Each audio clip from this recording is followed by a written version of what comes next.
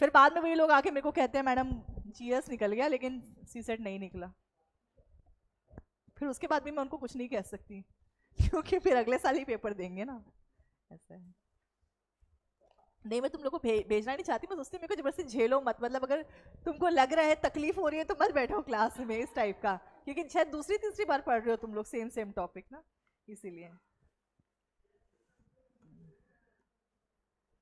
चलिए तो कल यार क्या पढ़ रहे थे हम लोग, वही धोखे वाला पढ़ रहे थे ना। नहीं फॉल्स वेट नहीं शुरू किया, कौन सा शुरू किया था लास्ट क्वेश्चन?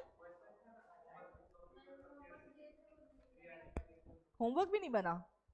होमवर्क दिया था, क्या था क्वेश्चन पे बताओ तो होमवर्क वाला।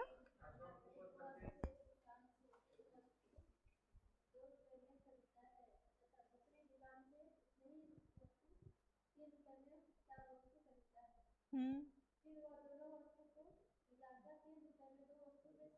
हम्म कितना आया? 111? हाँ हाँ हाँ आ गया। नहीं अब बनना चाहिए वो वेट कर रही थी कि और सही बताया तो फिर मैं ऐसे कंफर्म करूं कि मेरा सही है आंसर। और किसी का भी आया ये वाला? हाँ आया, ठीक है। शोभा का नहीं आया तो एक बार बना लेते हैं, ठीक है। शाश्वत का भी नहीं बना, ठीक है। शॉपकीपर 2 रुपए में 3 वस्तु ना, ठीक है। तो कॉस्ट प्राइस 2 थे और सेलिंग प्राइस 1 था, और आर्टिकल्स कितने थे? 3 आर्टिकल्स 2 रुपीज में।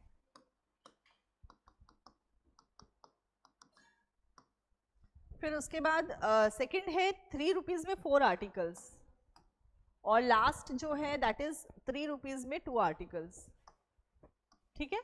तो हमें करना क्या था, आर्टिकल्स का हमें एलसीएम निकालना था ताकि हम लोग समझ सके कितना सामान है, ठीक है। तो इसका एलसीएम 12,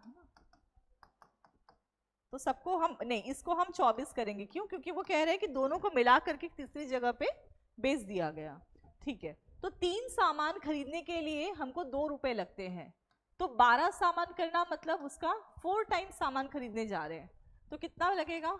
8।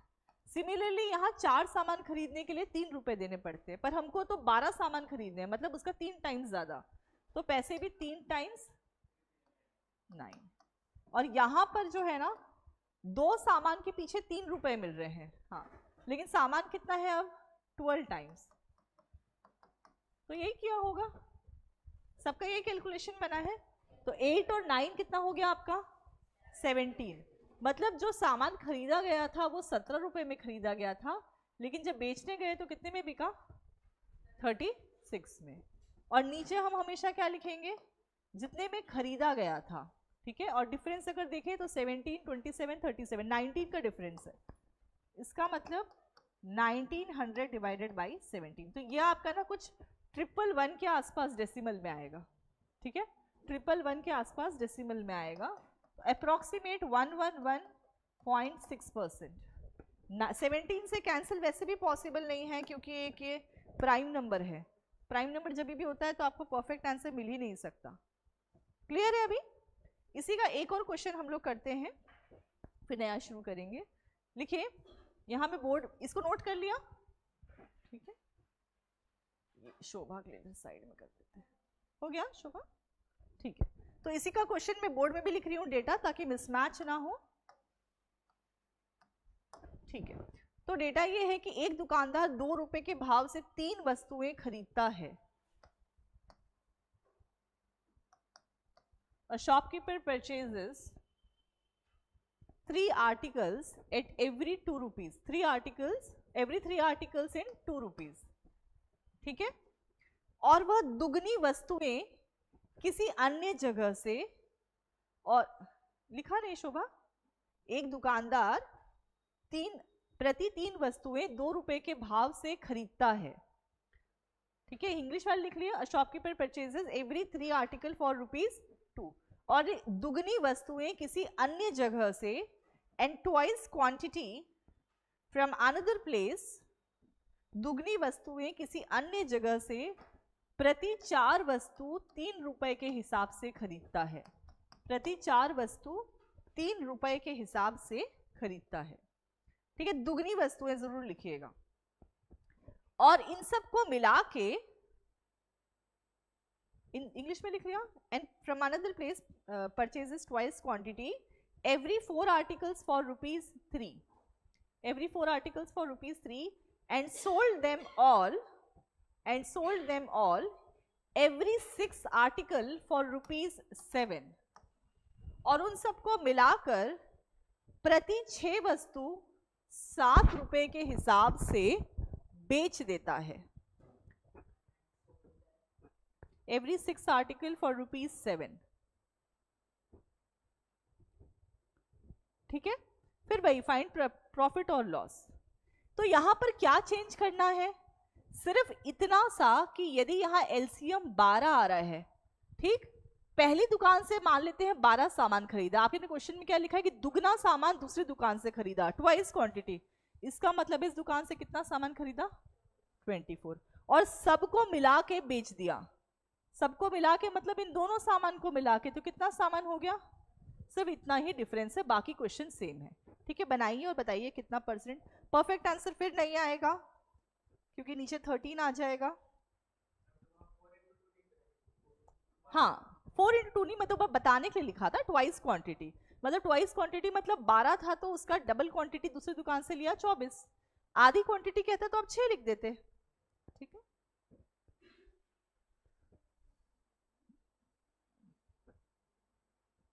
कॉस्ट प्राइस कितना आ रहा है ये बताओ, 26 रुपए. और सेलिंग प्राइस, हाँ ठीक है, कॉस्ट प्राइस आपका 26 रुपए आना चाहिए. सेलिंग प्राइस जो है ना दैट शुड बी 42.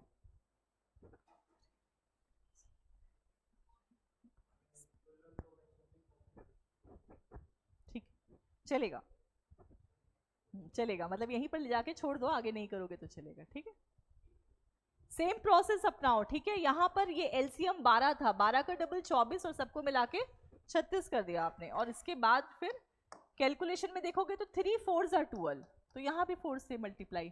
4 6 are 24, तो यहां भी 6 से मल्टीप्लाई. 6 6 are 36, तो यहां भी 6 से मल्टीप्लाई. बस ऐसे ही करना है. ठीक है, अभी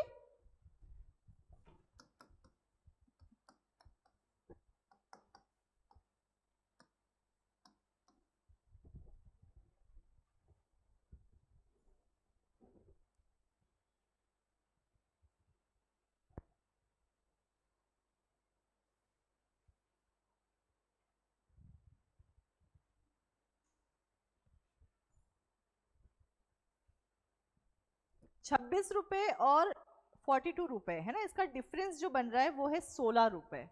तो मतलब जो प्रॉफिट है वो कितना दिखा रहे हैं यहाँ पर कि 42 माइनस 26, कितने रुपीस में आ रहा है आपका प्रॉफिट, 16 46. ठीक है, 16 रुपीज. और प्रॉफिट क्योंकि कॉस्ट प्राइस पे कैलकुलेट होता है इसीलिए आप इसे ऐसे कर दो, 1600 डिवाइडेड बाई 26%. ठीक है ना. तो बस यही थोड़ा सा डिफरेंस था और कुछ नहीं है. मतलब प्रिपेयर रहो कि कहाँ डबल करना है. तो मैं ऊपर कर देती हूँ, यहाँ पे डबल आपको सिर्फ क्वांटिटी में करना है. ठीक है, बाकी क्वेश्चन सेम है. क्या चीज बेटा, 16 16 26 36 46, तो 4 ही कम हुआ ना, 16. ठीक है, चलो मेन चीज यहाँ ये समझना था कि डबल कहाँ करना है, बाकी तो आप कर लेंगे. ठीक, चलिए अब हम टाइप 3 करते हैं. लिखिए, ये लिख लिया सबने, लिख लिया ना, इसको चेंज कर दो ताकि लिखूं ना तो आप लोग भी साथ साथ लिख पाओ. तो यहां हम लिख देते हैं आर्टिकल और यहां पर प्राइस, और यहां बस एक बार कॉस्ट प्राइस और एक बार सेलिंग प्राइस. लिखिए, एक दुकानदार प्रति 4 वस्तु 3 रुपए में खरीदता है. A shopkeeper purchases every 4 article for ₹3.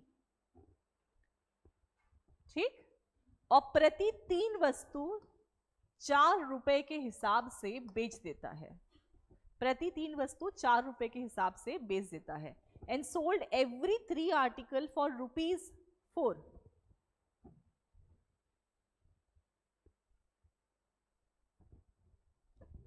ऐसा करने से उसे 350 रुपए का लाभ होता है. he gets 350 rupees of profit on this transaction. He gets or he gains 350 rupees of profit on this transaction. ठीक है यहां तक? उसे 350 रुपए का लाभ होता है. अब यहां निकालना क्या है, लिखिए. तो वस्तुओं की संख्या बताएं. Find the number of articles sold. वस्तुओं की संख्या बताएं. ठीक है, वस्तुओं की संख्या. अभी तक आप प्रॉफिट लॉस और ये सब निकाल रहे थे. यहां ये पूछ रहा है कि भाई इतना सब प्रॉफिट लाने के लिए कितना सामान मिनिमम हमको सेल करना पड़ेगा. तो यदि आपको याद हो तो टाइप 1 में हमने क्या किया था, कुछ इसी तरह से क्वेश्चन किया था और प्रॉफिट लेकर आते थे. ठीक है, अब यहां पर प्रॉफिट के साथ साथ सामान भी ढूंढना है. मतलब टाइप 1 और टाइप 2 दोनों मिक्स हो गया. अब आपका देखिए, पहले तो आप वही सेम काम करोगे एलसीएम वाला, क्योंकि अभी सामान पता नहीं हमको. तो 4 और 3 का एलसीएम कितना आएगा, 12. अब आप जैसे क्रॉस मल्टीप्लाई कर रहे हो वैसे ही करेंगे, बस लिखने का तरीका चेंज हो जाएगा. देखो यहां पर 4 को किससे मल्टीप्लाई करें, 3 से, तो यहां भी 3 से कर देते. यहां पर 3 को किससे करें, 4 से. बेसिकली आप जैसे क्रॉस मल्टीप्लाई कर रहे थे आप वही कर रहे हो, है ना. तो यहां पर देखो 9 रुपए का सामान था और बेचा कितना आपने, 16 रुपए में. तो प्रॉफिट कितना हो रहा है हमारी ट्रांजैक्शन के हिसाब से, प्रॉफिट हुआ 7 रुपए. ये 7 रुपए आपको प्रॉफिट कब हुआ, जब आपने 12 वस्तुएं सेल की ना. और आपको कितना प्रॉफिट चाहिए, 350. तो बस अब आप यहां से यूनिटरी मेथड फॉलो करोगे कि भाई 7 रुपए प्रॉफिट कमाने के लिए हमको जितने आर्टिकल सेल करने पड़े वो कितने थे, 12. यदि मुझे सिर्फ 1 रुपए प्रॉफिट चाहिए तो ऐसे करते हैं ना, हम 1 का वैल्यू निकाल रहे हैं. 1 रुपए प्रॉफिट के लिए 12/7, पर प्रॉफिट चाहिए कितना. तो बस जो हम बचपन में करते थे ना, 1 केले का 10 केले का, बस वही काम कर रहे हैं हम लोग. ठीक है ना, सेम यूनिटरी मेथड जिसे हम कहते हैं ना वही है. 1 यूनिट की वैल्यू निकालना, 600. 7 5 35. देखो यहां कैंसिल हो रहा है, तो मतलब 600 वस्तुएं बेचनी पड़ेगी तब जाके उसे 350 रुपए प्रॉफिट होगा. क्लियर है यहां पर. तो मेथड वही था, सिर्फ क्या इंक्लूड हुआ यहां, नंबर ऑफ आर्टिकल्स. ठीक है, क्रॉस मल्टीप्लाई करके आप प्रॉफिट ला लोगे, पर आपको ये बताना पड़ेगा कि ये प्रॉफिट कितने आर्टिकल पे आया. तो 12 वस्तुओं पर आपको 7 रुपए का प्रॉफिट मिला है, तो 350 प्रॉफिट के लिए और ज्यादा सामान सेल करना पड़ेगा. ठीक है, 1 रुपए प्रॉफिट के लिए 12/7 और 350 के लिए टाइम्स. क्लियर है यहां तक. ठीक है, चलिए क्वेश्चन और बनाते हैं हम ऐसे. एक दुकानदार कुछ वस्तुओं को 4 वस्तुएं 5 रुपए के भाव से खरीदता है. एक दुकानदार कुछ वस्तुओं को 4 वस्तुएं 5 रुपए के भाव से खरीदता है. A shopkeeper purchases some number of articles for every 5 articles in ₹4. Every 5 articles in ₹4. ठीक है यहां तक. और वह इन वस्तुओं को प्रति 4 वस्तु 5 रुपए के भाव से बेच देता है. And sold all of them for ₹5 for every 4 article. In ₹5 for every 4 article. ठीक है यहां तक भी. ठीक है, यदि उसे 360 रुपए का लाभ कमाना हो तो कितनी वस्तुएं बेचनी पड़ेगी. If he wants a profit of ₹360, how many articles he should sell. 4 वस्तुएं 5 रुपए में और प्रॉफिट उसको चाहिए 360 रुपए इस बार. ठीक है, ट्राई करिए सब लोग. मैं यहां डेटा लिख देती हूं ताकि मिसमैच ना हो.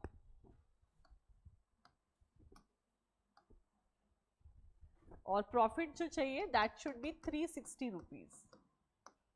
और आपको निकालना है आर्टिकल.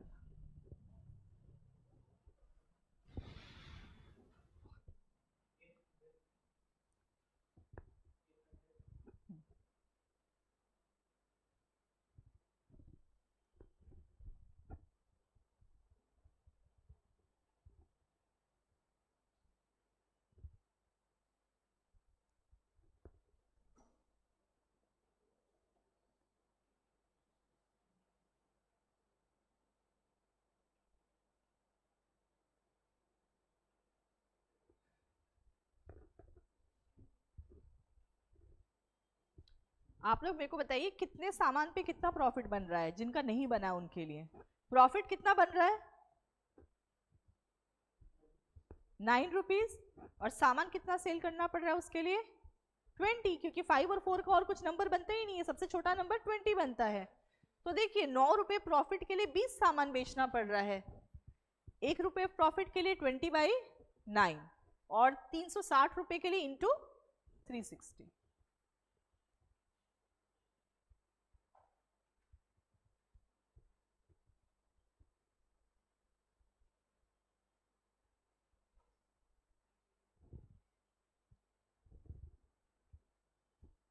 ठीक, सबका बना। अब 800 सामान, 800 आर्टिकल्स जो है ना वो आने चाहिए।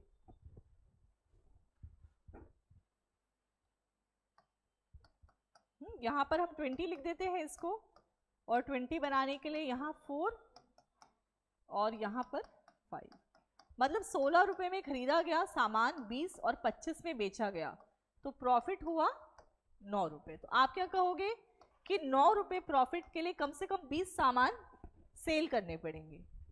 1 रुपए प्रॉफिट के लिए और 360 रुपीज के लिए 20/9 इंटू 360। ठीक है, तो कितना आएगा? 9 से कैंसिल हो जाएगा, 9 4 जा, तो आपको मिलेगा 800 आर्टिकल्स पर आपको 360 रुपीज का प्रॉफिट जनरेट होगा। ठीक है, चलिए अगला क्वेश्चन करें, अगला टाइप।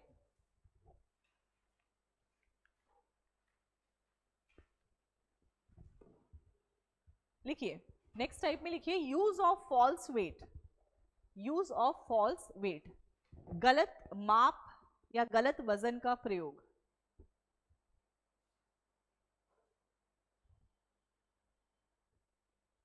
तो गलत वजन के प्रयोग से क्या होगा? हमेशा प्रॉफिट ही होगा, प्रॉफिट ही होगा। ठीक है, हाँ क्या बोल रहे हो? कैसे वापस करने चले गए वही सामान, और है ना, ऐसा भी हो सकता है। मान लो पहले सामान लिया है, सामने वाले ने कम सामान दिया, कहते नीचे ये वापस रख लो, हमारे पैसे दे दो, वो तो पूरे ही देगा ना उस केस में लॉस हो सकता है, पर वो लेगा नहीं सामान वापस। ठीक है, तो गलत वेट का मतलब ये हुआ कि 1000 के जगह पे हम 900 या कम, कोई भी हो सकता है, कोई जरूरी नहीं 1000, कोई भी क्वांटिटी हो, लेकिन आप उसे कम तोल रहे हो। जैसे ½ kg का वेट पहले यूज होता था, अब तो सबके पास इलेक्ट्रॉनिक वाले वो मशीन्स है, तो मोस्टली 90% लोग तो उसमें मूव कर गए हैं, है ना, लेकिन बेचारे अभी भी जो ठेले वाले हैं वो लोग तो इसी में काम करते हैं ना, तो फॉल्स वेट वो लोग भी यूज नहीं करते। लेकिन ये पहले जब हम स्कूलों में पढ़ा करते थे ना कि भाई दुकानदार ऐसा करता है, कभी ध्यान और चुंबक लगा रहे थे, तो हम भी सोचते थे पता नहीं इसके सही में चुंबक लगा होगा तभी ये ज्यादा कर रहा है। वो तराजू वाले जो होते थे, अब तो वो वाले नहीं होते हैं, दूसरे टाइप के होते हैं। तो बहुत चीजें स्कूलों में सिखाई जाती है और हम उसे इम्प्लीमेंट भी कर लेते हैं। ठीक है, तो 1000 ग्राम की जगह यदि हम 900 ग्राम का यूज करें, मतलब कितने का प्रॉफिट होगा दुकान वाले को? 100। अच्छा, परसेंट में कितना होगा? 10% नहीं होगा। देखो मैं बताती हूँ, यहां पर ना बस यही वाला कंफ्यूजन एक ब्रेन में रहता है कि 100 ग्राम प्रॉफिट हुआ, आपने तो उसे 1000 ग्राम मांगा, पर उसने दिया क्या आपको? दिया कितना?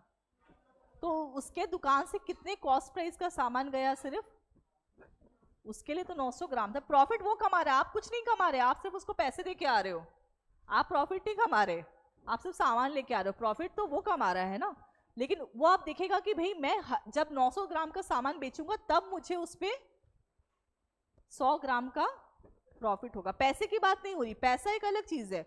हो सकता है वो 1000 के लिए आपसे 100 रुपए लेता हो, लेकिन हर 100 रुपए पे उसको 10 रुपए का लाभ होता, वो अलग चीज है।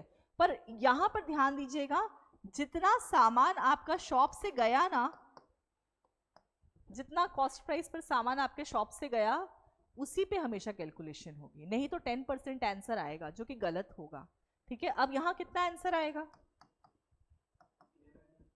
1/, दोनों में डिफरेंस है।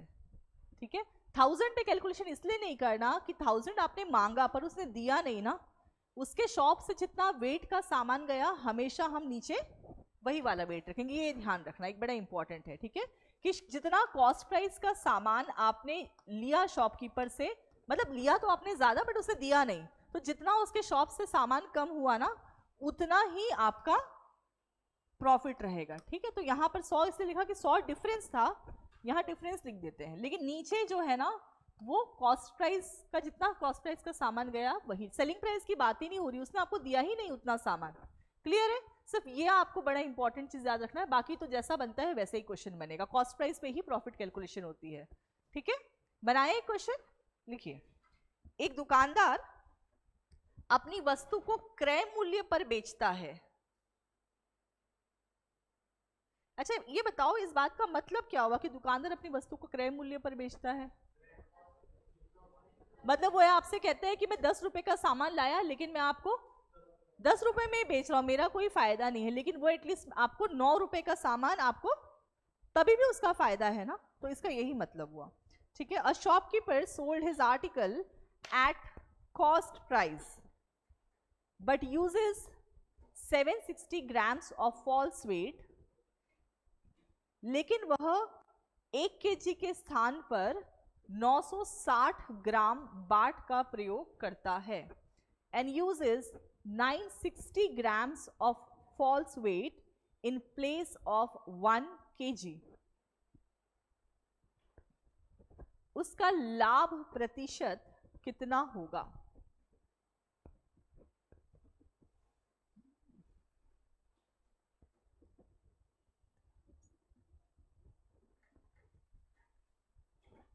तो लाभ प्रतिशत कितना होगा भाई? सामान तो 960 ग्राम ही यूज हुआ ना, और उसमें उसने आपको 40, उसको हर बार 40 ग्राम का फायदा हो रहा है। क्यों 40 ग्राम का फायदा हो रहा है? क्योंकि वो 1 केजी मतलब 1000 ग्राम के बदले आपको 960 ग्राम दे रहा है, तो 40 ग्राम्स का बेनिफिट उसको प्रॉफिट में गया, उसके पैसे तो लिए ना आपसे, बस निकाल लो आप, यही उसका प्रॉफिट है। हाँ ये पूरा नहीं कैंसिल होगा, 4 1/6, ठीक है, क्योंकि ये अगर, ठीक है, यहां पर से आप इसे करोगे ना 24 आएगा, तो ऑलमोस्ट 5 के आसपास, बट 5 नहीं आएगा। 25 होता तो 5 आ जाता ना, नहीं सॉरी 4 आता, हाँ, लेकिन थोड़ा कम है तो थोड़ा कम यहां से भी।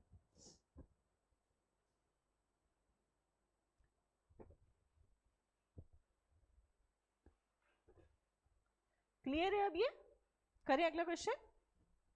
तो यहां पर सीधी सी बात क्या सीखी? डिफरेंस ऊपर लिखना है, नीचे कॉस्ट प्राइस का सामान लिखना है। लिखिए, एक दुकानदार को वस्तु बेचने पर 20% का लाभ होता है। A shopkeeper earns a profit of 20% on an article, और वस्तु को वह 25% कम तौलता है।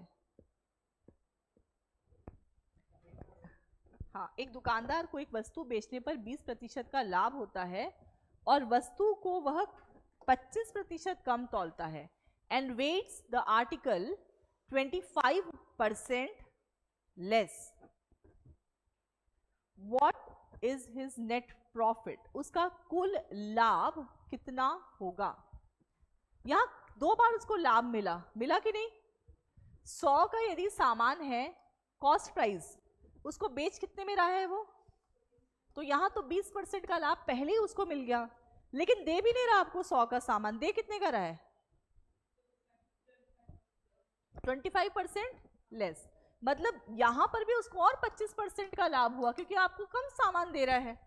मतलब यहां से मान लो आपने उसे 1000 का सामान मांगा, तो दिया कितना उसने? सिर्फ 750 ग्राम। यही मतलब हुआ ना भाई, जितना मांगा है उसका 7, या इसे परसेंटेज में कहोगे तो 75% ही सामान दिया आपको जितना मांगा, तो यहां से 25% का प्रॉफिट कमा लिया और आगे जाके 20% का और कमा लिया। तो इसका मतलब उसके दुकान से जितना, क्योंकि यहाँ ग्राम नहीं दिया, ध्यान दीजिएगा, जितना सामान मांगा उसका सिर्फ 75% सामान ही उसके दुकान से गया, और उस पर भी उसने 2 बार प्रॉफिट कमाया। कैसे? एक बार 20% और एक बार भाई जो सामान नहीं दिया वो भी तो उसका प्रॉफिट है, और उसके बाद आप इसको मल्टीप्लाई कर दो 100। क्लियर है? तो दो प्रॉफिट ऐसे ही किए जाते हैं, लेकिन नीचे हमेशा वही लिखना है जितना सामान शॉप से गया है। ठीक है, तो ये बनेगा आपका 60%।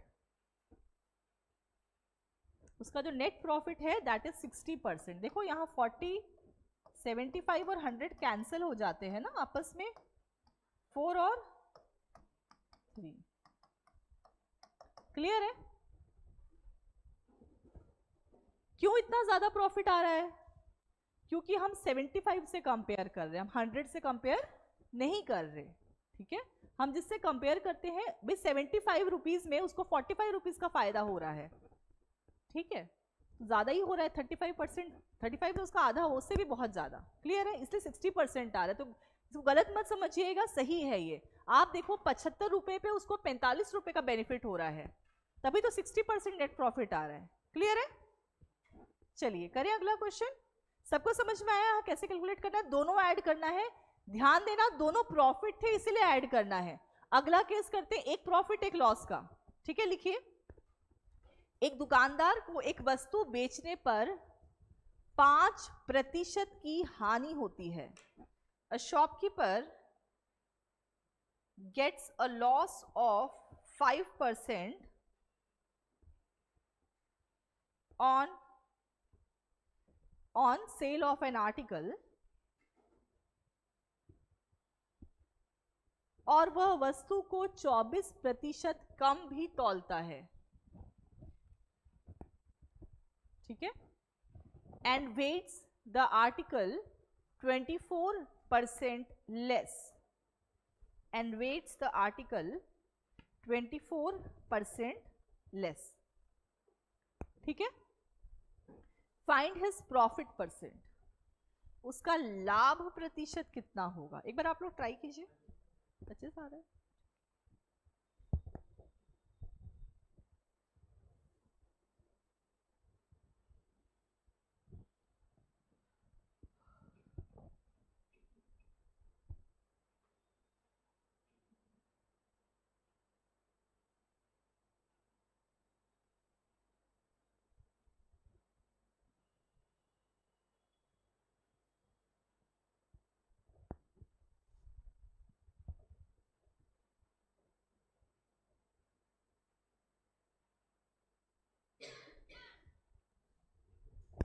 आ गया 25%।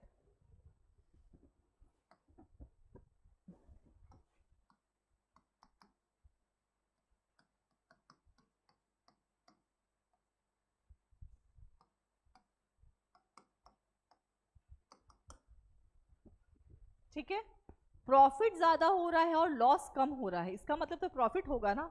यदि लॉस ज्यादा हो रहा है, मान लो आपको 1000 का लॉस हुआ किसी चीज में और प्रॉफिट हुआ सिर्फ 200 रुपए, तो वो लॉस में ही काउंट होगा।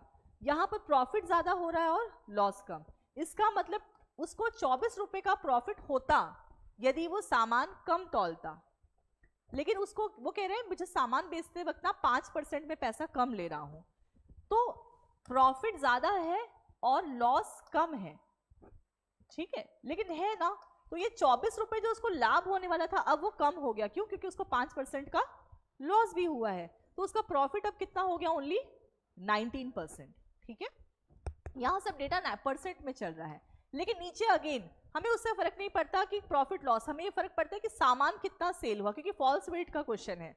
ठीक है, तो 100 रुपए के सामान के बदले वो कितना सामान दे रहा है? 24% लेस, मतलब 76।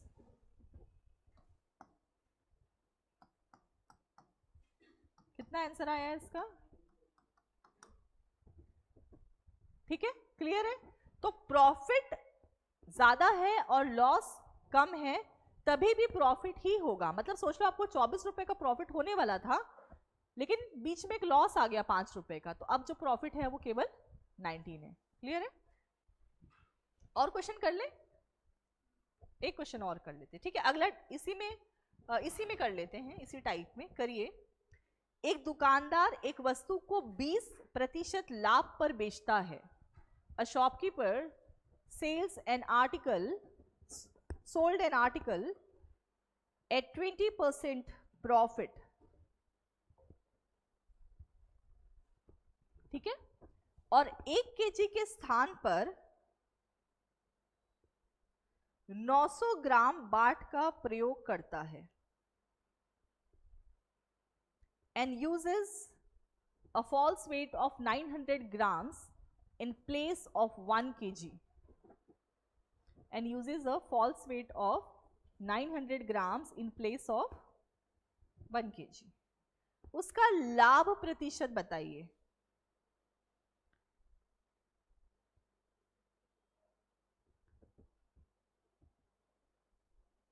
यहां पर उसको 2 प्रॉफिट हो रहे हैं, एक तो उसको कितना प्रॉफिट हो रहा है 20%.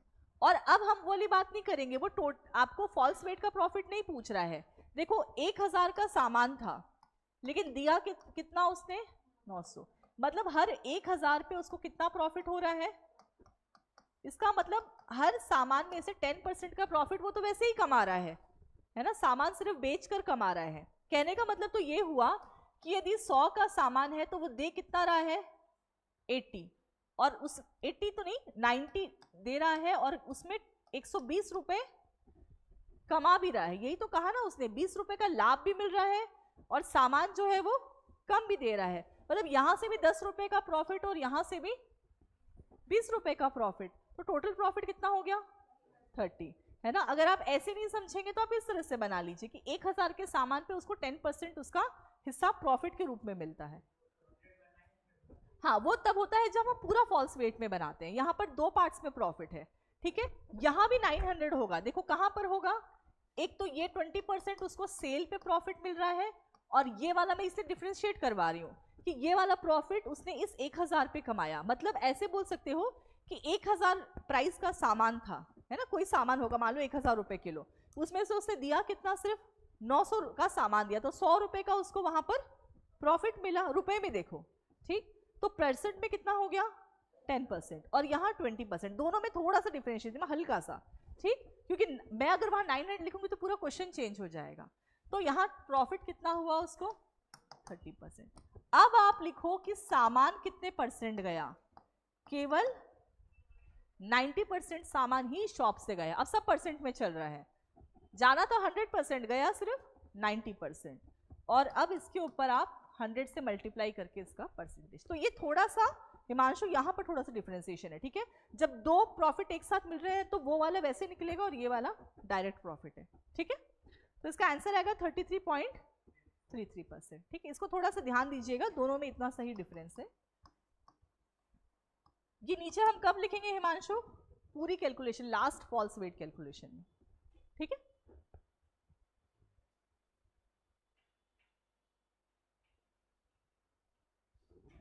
लिख लिया. एक क्वेश्चन और कर लें इसी तरह का, लास्ट क्वेश्चन कर लेते. लिखिए, एक दुकानदार एक वस्तु को 15% लाभ पर बेचता है. The shopkeeper sold an article for 15% profit, पर वह 1 केजी के स्थान पर 920 ग्राम के बाट का प्रयोग करता है, but uses 920 grams of false weight in place of 1 kg. हो गया, बस वही बताओ, प्रॉफिट परसेंट निकालिए.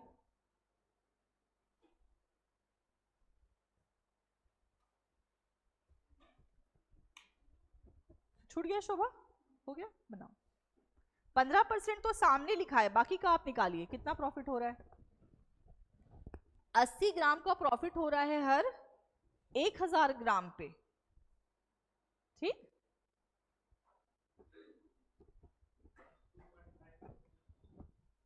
2.5 आ रहा है कि 25 आ रहा है,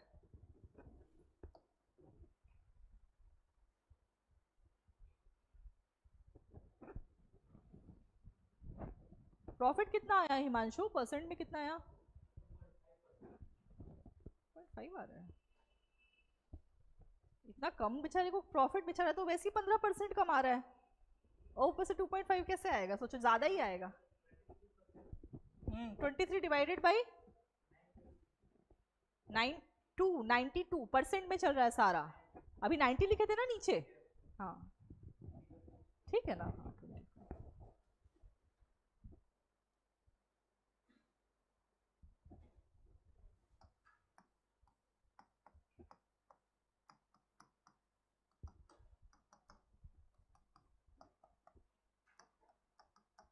ये देखिए दो प्रॉफिट्स है ना उसके, एक तो 15% सेल पे है और दूसरा हर 1000 पर 80 ग्राम का उसका प्रॉफिट, जो कितना होगा सिर्फ 8%। तो टोटल प्रॉफिट कितना हो गया 23%। लेकिन फिर वही बात आती है कि हमको यही देखना है कि सामान कितना गया शॉप से। तो देखो 100% में 8% सामान आपने दिया ही नहीं सामने वाले को, तो दिया कितना सिर्फ 92। पिछली बार 90 लिखा था, इस बार हम 92 लिख रहे हैं। तो ये चले जाएगा 4 टाइम्स में।